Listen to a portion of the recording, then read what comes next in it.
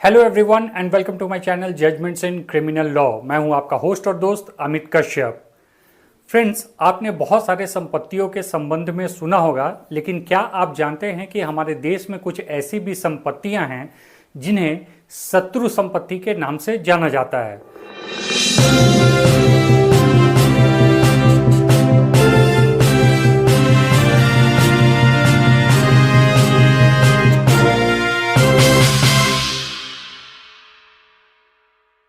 तो आज के इस वीडियो में मैं आपको बताऊंगा कि शत्रु संपत्ति क्या है, इससे रिलेटेड कानून क्या है, केंद्र सरकार का इन शत्रु संपत्ति में क्या दखल अंदाजी है, और अंत में आपको यह जानकारी दूंगा कि क्यों आपको शत्रु संपत्ति के संबंध में जानकारी होनी चाहिए। अगर मेरा यह वीडियो आपको पसंद आए तो इसे लाइक करना ना भूलें, and if you are new on my channel then don't forget to subscribe my channel and press the bell icon to get all the latest notifications of my new videos. So let's start this video.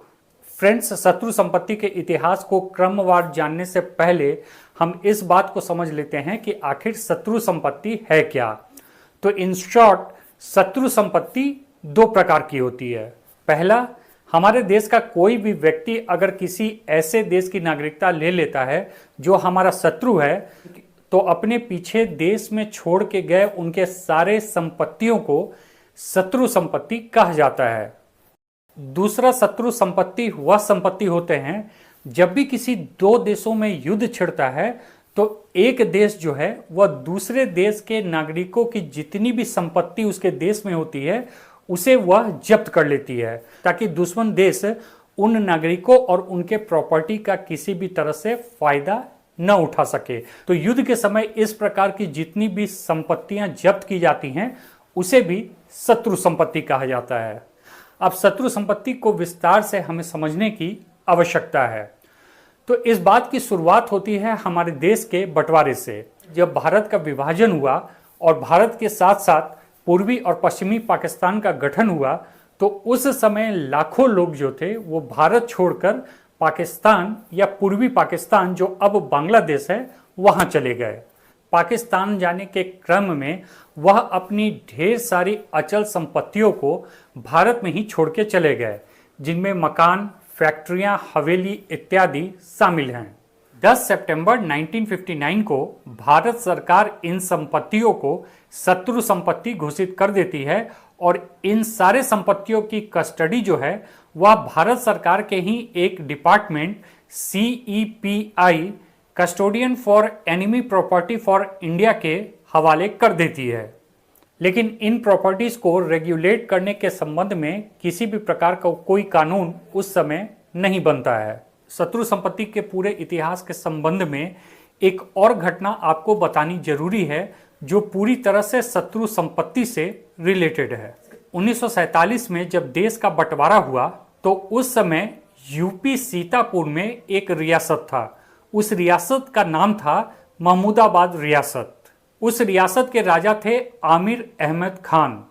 देश के बंटवारा के बाद राजा आमिर अहमद खान जो थे वह Iraq चले गए। इराक से फिर वह ब्रिटेन चले गए और फाइनली 1957 में उन्होंने पाकिस्तान की नागरिकता ले ली। लेकिन उनकी पत्नी और उनके पुत्र मोहम्मद आमिर मोहम्मद खान ने पाकिस्तान की नागरिकता लेने से साफ मना कर दिया और वो भारत के नागरिक बने रहे। अब शत्रु संपत्ति के संबंध में इस पूरे परिवार की चर्चा मैंने क्यों की, यह आपको आगे वीडियो में पता चलेगा। 1962 में भारत और चाइना के बीच युद्ध हो गया। युद्ध के समय भारत सरकार ने वेस्ट बंगाल, असम और मेघालय में रहने वाले बहुत सारे चाइनीज लोगों के संपत्तियों पर कब्जा कर लिया। इन संपत्तियों का कस्टडी भी CEPI यानी कि custody for enemy property for India को दे दिया गया। और इसके बाद आया 1965 का भारत पाकिस्तान युद्ध। 1965 के युद्ध के दौरान महमूदाबाद के राजा आमिर अहमद खान जो भी अपनी प्रॉपर्टी भारत में छोड़कर गए थे, उन सारी प्रॉपर्टीज पर भारत सरकार कब्जा कर लेती है, क्योंकि उन्होंने 1957 में पाकिस्तान की नागरिकता ले ली थी। इसके अलावा अन्य वैसे लोग भी जो पाकिस्तान की नागरिकता ले चुके थे, उनके प्रॉपर्टी पर भी भारत सरकार ने कब्जा कर लिया। इन प्रॉपर्टीज में मकान, हवेलियां, फैक्ट्रीज, जमीनें शामिल थीं। अब एक बात यहाँ पर और क्लियर कर दूं कि न सिर्फ भारत सरकार ने इंडो चाइना वॉर के दौरान या 1965 के भारत पाकिस्तान युद्ध के दौरान चाइनीज और पाकिस्तानी नागरिकों के संपत्तियों पर कब्जा किया, बल्कि वो लोग जो अपनी संपत्ति भारत में ही छोड़कर चाइना चले गए या फिर 1965 के बाद पाकिस्तान माइग्रेट कर गए, उनके संपत्ति को भी शत्रु संपत्ति घोषित करके भारत सरकार ने अपने कब्जे में ले लिया। इसके बाद आता है ताशकंद समझौता। ताशकंद समझौते के एक खंड के अनुसार भारत और पाकिस्तान के बीच में यह समझौता होता है कि दोनों देश मिल बैठकर इस बात को तय करेंगे कि दोनों देशों में जो शत्रु संपत्ति है उन शत्रु संपत्तियों को किस प्रकार से रेगुलेट करना है और किस प्रकार से इस डिस्प्यूट को रिजॉल्व करना है। लेकिन इस समझौते के उलट पाकिस्तान ने शत्रु संपत्तियों को बेचना शुरू कर दिया और 1971 तक पाकिस्तान ने अपने सारी शत्रु संपत्तियों को बेच डाला।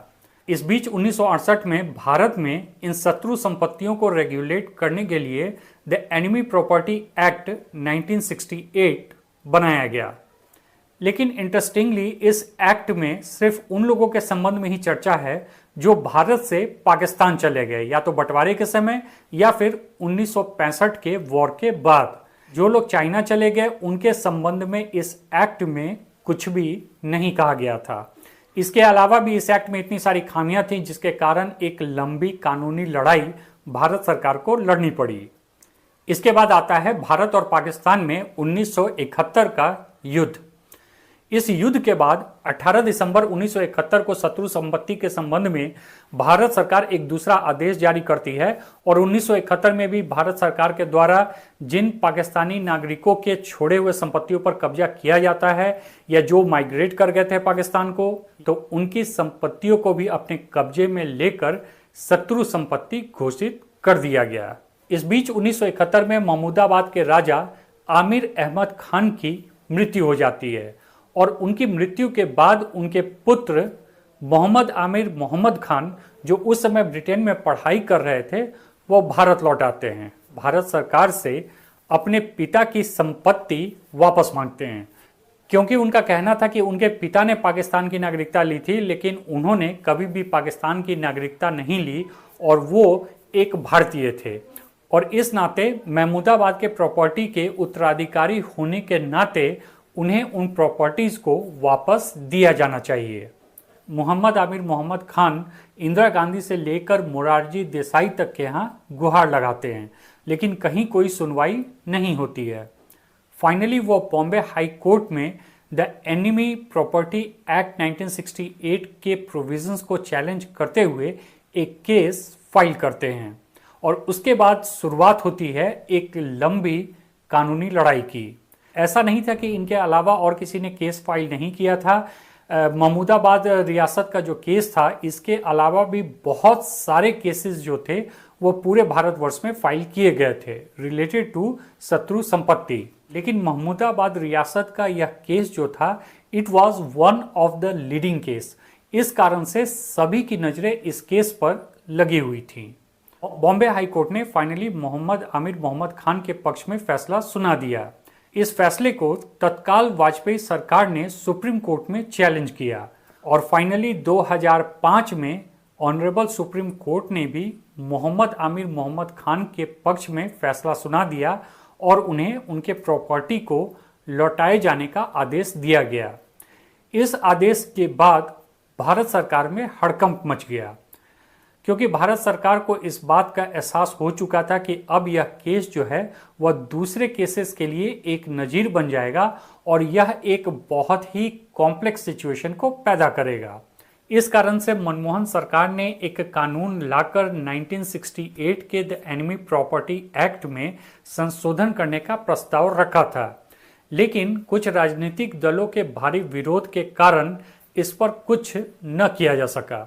लेकिन इस बीच महमूदाबाद रियासत के जो भी प्रॉपर्टी थे उनका पोजीशन भी मोहम्मद आमिर मोहम्मद खान को नहीं मिल पाया।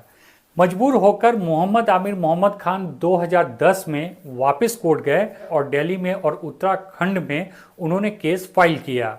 फाइनली यह केसेस दोबारा से सुप्रीम कोर्ट पहुंचे और फाइनली 2016 में जब सुप्रीम कोर्ट में महमूदाबाद रियासत के शत्रु संपत्ति के संबंध में हियरिंग शुरू होने वाली थी, ठीक उसके पहले भारत सरकार एक अध्यादेश लेकर आती है और उस अध्यादेश के जरिए द एनिमी प्रॉपर्टी एक्ट 1968 में संशोधन कर दिया जाता है। इसके बाद पूरा का पूरा खेल ही पलट जाता है। इन संशोधनों के मुताबिक वो लोग जो इंडो चाइना वॉर के बाद चाइना माइग्रेट कर गए थे और अपनी संपत्ति भारत में छोड़ गए थे, उन संपत्तियों को भी शत्रु संपत्ति के दायरे में ले आया गया। जैसा कि मैंने पहले भी आपको बताया था कि उस समय के कानून और सरकारी आदेशों में उन प्रॉपर्टीज का कहीं भी जिक्र नहीं था जिनको छोड़कर भारत में रहने वाले लोग चाइना माइग्रेट कर गए थे। इसके बाद जो सबसे बड़ा संशोधन था वह यह था कि शत्रु संपत्ति पर कोई भी सक्सेशन लागू नहीं होगा, यानी कि वो लोग जो पाकिस्तान या चाइना माइग्रेट कर गए थे और अपने पीछे भारत में संपत्ति छोड़ गए थे और उन संपत्तियों को बाद में शत्रु संपत्ति घोषित किया गया था, उन शत्रु संपत्तियों पर किसी भी प्रकार का सक्सेशन लागू नहीं होगा, चाहे फिर उनके उत्तराधिकारी भारतीय ही क्यों ना हो। इसके बाद महमूदाबाद रियासत के केस का कोई औचित्य ही नहीं रह जाता था, क्योंकि मोहम्मद आमिर मोहम्मद खान तो भारतीय थे, लेकिन उनके पिता जो थे वह पाकिस्तान माइग्रेट कर गए थे और वहाँ की उन्होंने नागरिकता ली थी और इसी कारण से उनके प्रॉपर्टी को शत्रु संपत्ति घोषित कर दिया गया था। और अब जबकि शत्रु संपत्ति पर सक्सेशन लागू ही नहीं होगा, तो फिर Mohammad Aamir Mohammad Khan as a successor उन प्रॉपर्टीज को क्लेम कर ही नहीं पाएंगे। तो इस प्रकार से यह एक बहुत ही बड़ा संशोधन था। कुछ अन्य संशोधनों के मुताबिक अब सिविल या डिस्ट्रिक्ट कोर्ट को शत्रु संपत्ति के संबंध में सुनवाई का हक नहीं रह गया है। अब इस तरह के जितने भी केसेस हैं उनकी सुनवाई डायरेक्ट हाई कोर्ट में हुआ करेगी। And finally the big one, यह संशोधन अब भारत सरकार को इस बात का हक देता है कि वह इन शत्रु संपत्तियों को बेच भी सकता है। अब सवाल उठता है कि इस संशोधनों को लेकर केंद्र सरकार की बहुत आलोचना की जा रही है, तो इसे भी हमें विस्तार से समझने की आवश्यकता है। 2 जनवरी 2018 को गृह राज्य मंत्री ने लोकसभा को यह बताया था कि पाकिस्तान जाने वाले माइग्रेंट्स ने जो प्रॉपर्टीज अपने पीछे भारत में छोड़ी हैं उसकी कुल संख्या 9,280 है। इसके अलावा जो चाइना जाने वाले माइग्रेंट्स थे उन्होंने अपने पीछे जो प्रॉपर्टीज भारत में छोड़ी हैं उनकी संख्या 126 है। सबसे ज्यादा शत्रु संपत्ति 4,991 उत्तर प्रदेश में है, जबकि बंगाल दूसरे नंबर पर है जहां 2,735 शत्रु संपत्ति मौजूद हैं। चाइना जाने वाले लोग जो अपने पीछे 126 प्रॉपर्टी छोड़ कर गए हैं वह सारे प्रॉपर्टीज वेस्ट बंगाल में हैं, आसाम में हैं और मेघालय में हैं। इसमें सबसे ज़्यादा मेघालय में 57 प्रॉपर्टीज हैं। And now the most juicy thing, इन सारे संपत्तियों की कीमत जो केंद्र सरकार ने लोकसभा में बताई है वह है 1 लाख करोड़ रुपए। जी हाँ, 1 लाख करोड़ रुपए। अब शत्रु संपत्ति को लेकर पक्ष और विपक्ष दोनों में तर्क दिया जा सकता है। जहां तक सबसे पहली बात है युद्ध के दौरान शत्रु राष्ट्र के नागरिकों के संपत्ति पर कब्जा के संबंध में, तो मैं आपको बता दूं कि यह सिर्फ भारत में ही नहीं हुआ है बल्कि पूरे विश्व में जहां जहां भी युद्ध होते हैं वहां के देश जो हैं इस नियम का पालन करते हैं। For example, second world war के दौरान जर्मनी के जितने भी प्रॉपर्टीज भारत में थे, यूनाइटेड स्टेट्स में थे या फिर ब्रिटेन में थे, उन सारे संपत्तियों को ब्रिटेन और अमेरिका ने जब्त कर लिया था ताकि उसका लाभ जो है वह जर्मन्स न उठा सकें। तो ऐसा नहीं है कि भारत ने ही कोई अनोखा स्टेप लिया था। जब भी विश्व में कहीं युद्ध होता है तो युद्ध करने वाला एक देश अपने शत्रु देश के जितनी भी संपत्ति उस देश में मौजूद होता है उसको जब्त कर लेता है। तो यह एक युद्ध नीति होती है। भारत सरकार ने इसमें कोई भी अनोखा स्टेप नहीं उठाया था। मौजूदा सरकार इस मामले में इसलिए घिर गई है क्योंकि विपक्षी दल जो थे वह इस मामले को पार्लियामेंट के स्टैंडिंग कमेटी के पास भेजना चाहते थे, लेकिन केंद्र सरकार ने इस प्रस्ताव को नहीं माना। विपक्षी दल का कहना है कि सरकार का मकसद इस समस्या को सुलझाना नहीं था, बल्कि उनकी नज़र 1 लाख करोड़ रुपए पर थी, जिससे कि भारत के डगमगाती अर्थव्यवस्था को थोड़ा सहारा दिया जा सके। कुछ विरोधियों का यह भी कहना है कि शत्रु संपत्ति पे से सक्सेशन को हटाया जाना तो बहुत ही अजीब है।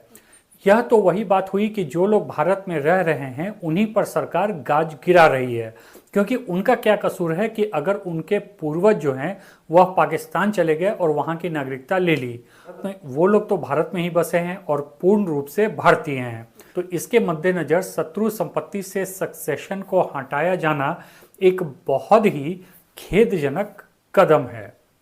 अब एक इम्पॉर्टेंट बात यह है कि आपको शत्रु संपत्ति के संबंध में जानना क्यों जरूरी है। वह इसलिए जरूरी है क्योंकि भारत सरकार के द्वारा जो चिन्हित शत्रु संपत्तियां हैं उसके अलावा भी बहुत सारी ऐसी शत्रु संपत्तियां हैं जिसको भारत सरकार चिन्हित नहीं कर पा रही है।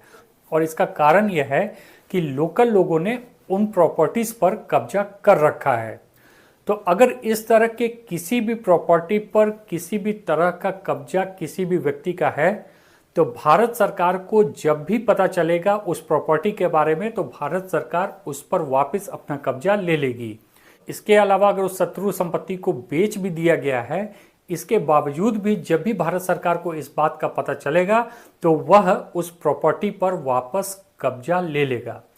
इसलिए जब भी आप प्रॉपर्टी की खरीद बिक्री कर रहे हैं और खास करके उत्तर प्रदेश, वेस्ट बंगाल और मुस्लिम बहुल एरिया में कर रहे हैं, तो आपको यह ध्यान में रखने वाली बात है कि कहीं गलती से भी आप इस शत्रु संपत्ति को न खरीद लें, क्योंकि नए संशोधन जो एनिमी प्रॉपर्टी एक्ट में हुआ है उसके बाद अब यह शत्रु संपत्ति चाहे फिलहाल सरकार के नज़र में ना हो, लेकिन जब भी सरकार इसे चिन्हित करेगी तो फिर जिसके पास भी यह संपत्ति होगी उसे सरकार अपने कब्जे में ले ही लेगा। तो आशा करता हूं मेरा यह वीडियो आपको पसंद आया होगा और इन्फॉर्मेटिव लगा होगा। Thanks for watching.